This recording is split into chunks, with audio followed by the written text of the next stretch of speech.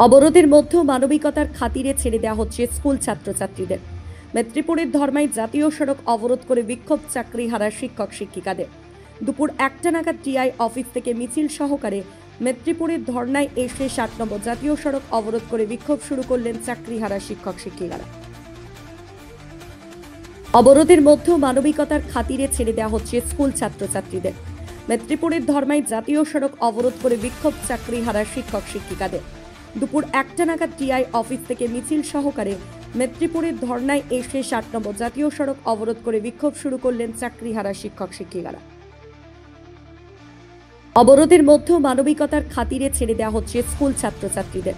মেদিনীপুরের ধর্মায় জাতীয় সড়ক অবরোধ করে বিক্ষোভ চাকরিহারা শিক্ষক শিক্ষিকাদের।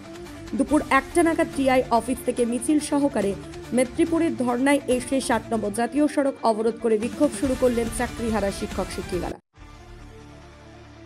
অবরোধের মধ্যেও মানবিকতার খাতিরে ছেড়ে দেওয়া হচ্ছে স্কুল ছাত্রছাত্রীদের।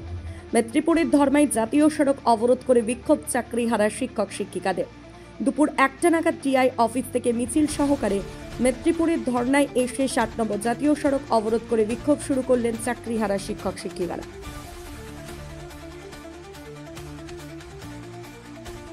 কোন প্রমাণ আছে?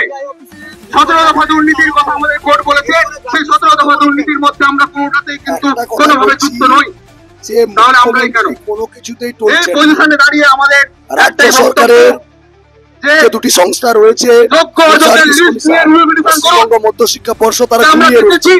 আমরা আজ খবর পেলাম ওরা মারা গেছে। তাহলে অবিলম্বে মুখ্যমন্ত্রীকে ওই কমিশনের চেয়ারম্যান যেহেতু নেই, চেয়ারম্যান তৈরি করে নিয়ে এসে যেটা মিরাজটা লুকিয়ে রেখেছে, সিবিআই এর হার্ড ডিস্কটা লুকিয়ে রেখেছে, ওই হার্ড ডিস্কে তথ্য রয়েছে 22 লক্ষ ওয়েমার রয়েছে, ওই ওয়েমারটা ওয়েবসাইটে আপলোড করতে হবে এবং তার পিডিএফটা সুপ্রিম কোর্টে জমা দিতে হবে।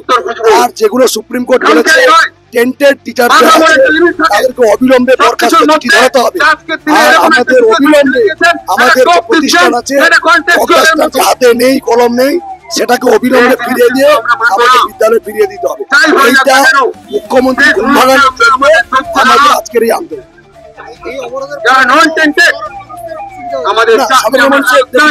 সাধারণ মানুষের বড় অসুবিধা পড়বে আগামী দিনে। কারণ আজকে উনি যে ভলেন্টারি টিচার করছেন, বাংলা মিডিয়াম হোক ইংলিশ মিডিয়াম হোক, এই ব্যবস্থা যদি নিয়ে আসে পরবর্তীকালে ছাত্রছাত্রীদেরকে কোন পরীক্ষার মাধ্যমে শিক্ষক শিক্ষিকাদের না নিয়োগ করে একটা নিম্নমানের টিচার হিসাবে একজনকে কম টাকা দিয়ে তাকে গাধার খাটুনি খাটাবে, ভবিষ্যৎ প্রজন্ম কোনো শিখবে না এবং পুরো পরিবেশটা পুরো সমাজ ব্যবস্থাটা একটা জঙ্গল রাজ তৈরি হবে। আমরা বাংলার যে মেধা, বাংলার যে উৎকর্ষতা, সেটা নষ্ট হতে চাইনি।